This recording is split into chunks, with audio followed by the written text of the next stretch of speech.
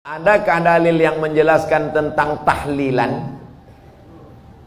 La ilaha illallah, la ilaha illallah, la ilaha illallah. Itu artinya tahlil. Tasbih, subhanallah. Tahmid, alhamdulillah. Takbir, Allahu akbar. Tahlil, la ilaha illallah. Man halala, siapa yang mengucapkan tahlil, summa ahdatsa wabahu ilal mayyit, kemudian tahlil itu dihadiahkannya kepada si mayit, orang mati, yantafi'u bihi, pahalanya sampai dan orang mati itu dapat manfaat. Begitu kata Imam Ibnu Taimiyah dalam kitab Majmu' Fatawa Ibnu Taimiyah. Kenapa Ustaz pilih pendapat Ibnu Taimiyah? Karena yang banyak melarang-melarang nih sekarang anak-anak buahnya Ibnu Taimiyah. Paham? Padahal Imam Ibnu Taimiyah dalam Majmu' Fatawa mengatakan siapa yang mengucapkan tahlil dihadiahkannya pahalanya pada yang meninggal sampai. Kalau dimasakkannya bubur kacang hijau, kenapa Ustaz tiba-tiba ingat bubur kacang hijau? Oke, bubur jagung kalau gitu. Lalu kemudian dihadiahkannya pahalanya untuk almarhum. Sampai apa tak sampai? Sampai. Mana dalilnya? Mana? Kata Sa'ad, ummi matat, makku mati. Afa atasaddaqu anha, kalau aku bersedekah pahalanya sampai tak untuk emakku? Kata Nabi, tasaddaq, sampai. Sedekah enggak? Sedekah. Ayu sadaqatu afdal, apa sedekah yang paling afdal? Kata Nabi, saqyul ma', sedekah yang paling afdal mengasih air minum. Kalau air minum saja sampai, apalagi gulai baung. Artinya sedekah sampai, sedekah sampai, tahlil sampai. Apa lagi? Bacaan Quran. Yasin wal Qur'anil Hakim, innaka laminal mursalin. Sampai apa tak sampai bacaan Quran pada orang meninggal dunia? Sampai. Bacaan Quran untuk orang meninggal dunia sampai.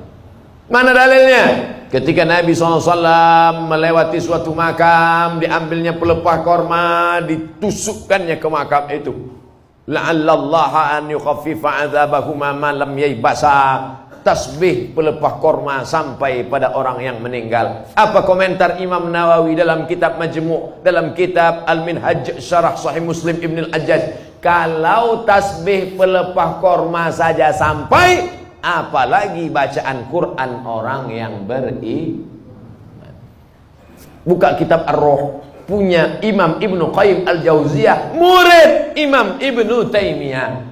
Punya murid namanya Ibnu Qayyim Al-Jauziyah, punya kitab namanya Ar-Ruh. Diriwayatkan sampai kepada Imam Ahmad bin Ambal lewat di suatu makam, ada orang membaca Al-Quran. Imam Ahmad bin Ambal melarang, tapi orang itu menyebutkan riwayat hadis, ternyata perawinya thiqah, bahwa Nabi punya sahabat namanya Abdullah bin Umar, anak Umar bin Khattab, berpesan, kalau aku mati nanti, bacakan di atas kuburku, pada bagian kepalaku pangkal Al-Baqarah, pada bagian kakiku ujung Al-Baqarah. Itulah dalil bacaan Quran sampai untuk orang yang sedekah sampai, tahlil sampai, baca Quran sampai. Sudah saya sebutkan dalil-dalilnya. Tak juga percaya, saya tak bisa menjawab. Habis.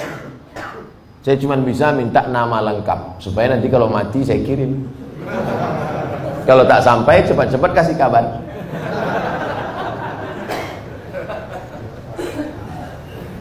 Mengazankan anak baru lahir itu apa dalilnya Pak Ustadz? Nabi mengazankan ke telinga Sayyidina Al-Hasan, anak Fatimah radhiyallahu anha, adzanas shalah, bunyinya seperti azan waktu azan salat.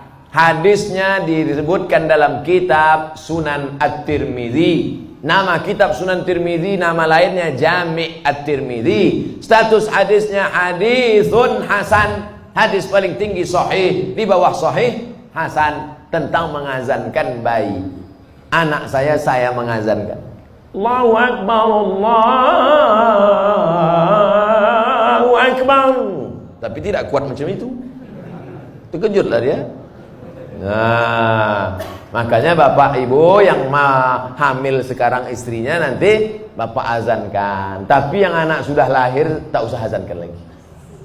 Ini anak udah semester 2. Balik dari sini sebentar. Allahumma. Apanya ayah ini?